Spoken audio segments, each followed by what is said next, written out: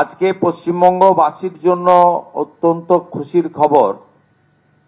National health mission NHM Bharat সরকার 2103 কোটি টাকা আমাদেরকে স্যাংশন দিলেন এই ফাইন্যান্সিয়াল ইয়ারে। আজকে তার 1/4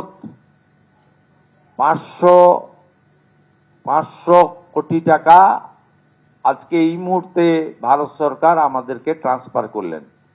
আমরা এই মুহূর্তে 2103 কোটি টাকার মধ্যে আমরা 500 কোটি টাকা পেলাম। আমরা মাননীয় মন্ত্রী জগৎ প্রকাশ নাড্ডাকে 23-24, 24-25 অর্থবর্ষে আমাদের যে অর্থ বিগত সরকার নেয়নি সেই অর্থের জন্য বিশেষ অনুরোধ করেছিলাম। তিনি বলেছেন যে ইউটিলাইজেশন সার্টিফিকেট 21-22 তারা পাননি। 21-22 ইউটিলাইজেশন সার্টিফিকেট হেলথ সেক্রেটারি এবং ফিনান্স সেক্রেটারি 30 মের মধ্যে পাঠিয়ে দিলে 23-24, 24-25 অর্থ রিএম্বার্সমেন্ট করবেন বলে তিনি আমাদেরকে প্রতিশ্রুতি দিয়েছেন।